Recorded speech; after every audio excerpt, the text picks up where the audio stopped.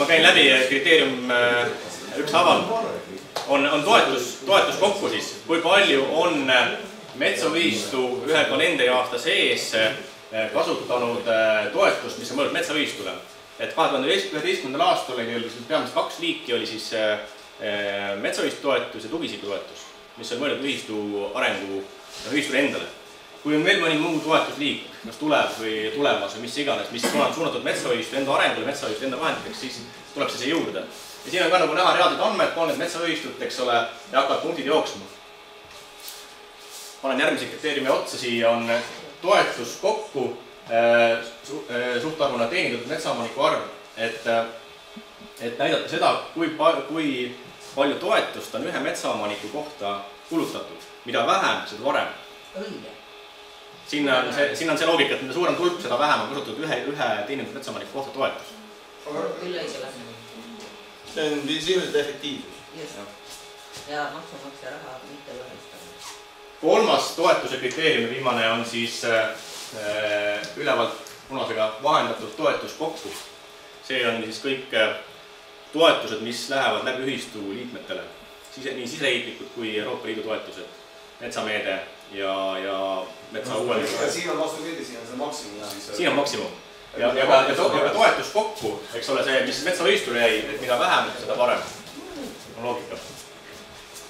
Ja kui me nüüd vaatame neid graafikuid liikumas siin, siis me saame aru, et erinevad ühistud kerkivad esile erinevate liikide juures.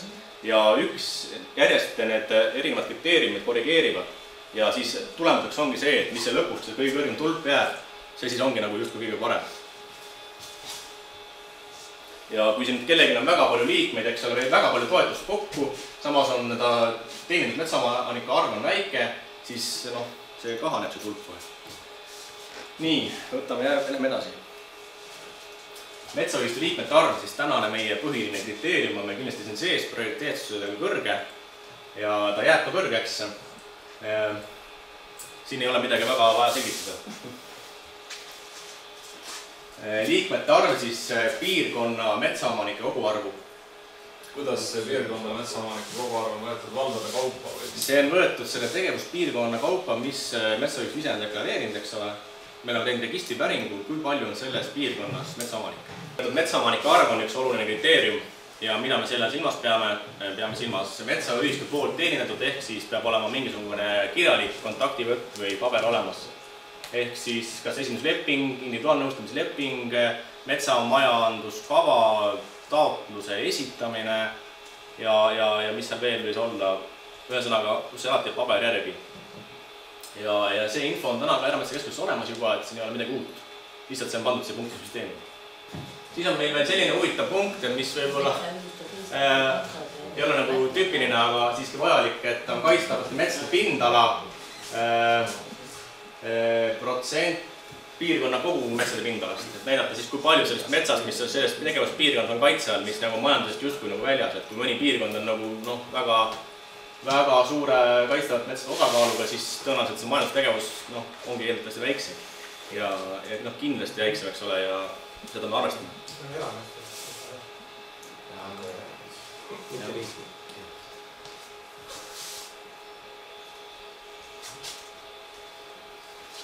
Siis ühismüük kokku. Jällegi Erametsakeskusel info olemas. Oli probleeme praegu, et see info tuleb liiga aeglaselt selle süsteemi jaoks, et seda on vaja ilmselt korrigeerida kindlad tähtajad, millal siis tuleb aruanne esitada ühismüügi andmete kohta, et saaks nad siia aruandlusesse panna. Ja metsaühistu siis ühismüük või puidumüük võrrelduna kogu piirkonna, selle tegevuspiirkonna, kus metsaühistu on ennast deklareerinud tegutsema, puidukasutuse suurus ja registripäring. Siuke üleüldine annab suhtarvu, eks ole, aga siiski näitab mingit tendentsi, et kas kas on nüüd 1% või on 100%, eks ole, jälle sama teema. Et proovida vaadelda, et kui võimekas see ühistu justkui sellest piirkonnast on. Mida ühistu teeb, mida suudab pakkuda metsaomanik ja mitte lugeda lihtsalt liikmeid kokku. Seetõttu oleme läinud sellise vähemalt esmapilgul tunduva keeruka süsteemi väljatöötamise peale, et saada õiglasem lähenemine. Ja Keskkonnaministeeriumi metsaosakonnas oleme käinud seda praegusest välja töötatud tutvustamas ka ja soovinud sealt saada tagasisidet, et kas siis saaks nii, kui võtame sellise süsteemi kasutusele, mis hindab ühistuid nende sisulise tegevuse järgi, saaks äkki sellest 480 liikme nõudest lahti. Ja sain küll mitte ametlikult, mitte kirjalikus vormis, aga sain selle õnnetu jah, et oleks küll võimalik. Tundus piisavalt veenev nende jaoks, et äkki siis loobuda sellest, et ühistus peaks olema igal juhul 480 liiget koos, et ühistutoetust saada, võib olla ka väiksema liikmete arvuga ühistu, teeb neid asju ja saab toetuse kätte.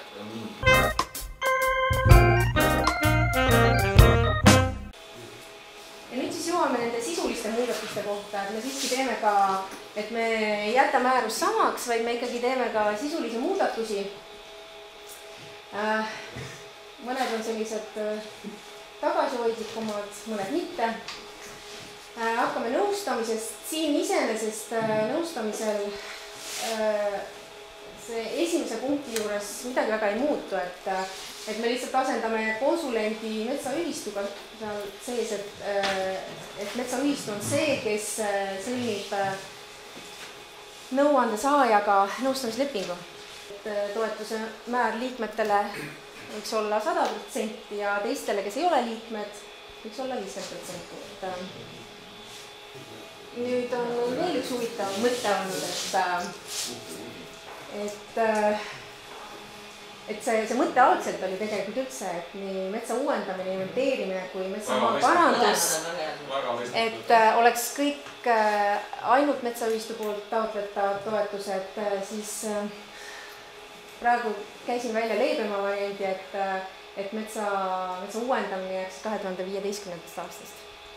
Aga nagu öeldi, et koht määruses on hetkel olemas ja kui seda kohta kuidagi ei täideta, siis me täidame selle ise kopeerides olemasolevast määrusest.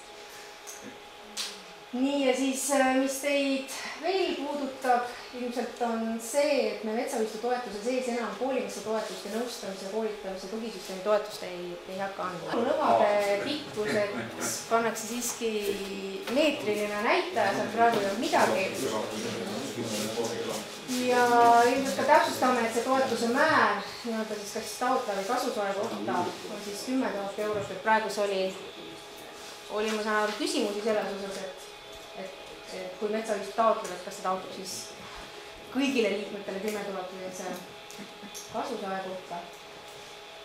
Ja siis selline mõte ka, et kui olete juba saanud, et siis enne 5. aastat.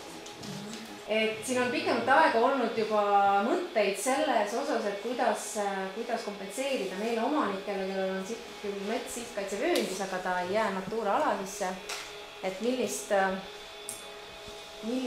kompensatsiooni neile pakkuda ja me oleme seda diskussiooni looduskaitse osakonnaga siin pidanud, oleme Enametsa Keskust kutsunud juurde ja arutanud, kuidas see võiks välja näha. Mul tegelikult olid ka varem siin numbrid, aga ma nüüd kustutasin ära, et mitte tekitada intriige. Et jätsin alles, et me tingimuste osas tegeleme selle väljatöötamisega, aga suures plaanis ta jääb analoogselt nagu ikkagi täna on Natura toetus. Raha ei ole meil ka veel selgelt, kus me seda saame, et kas me saame seda riigieelarve, lisaeelarvest või tuleb Enametsa Keskusel eraldi KIK-ist vahendeid selle jaoks küsida.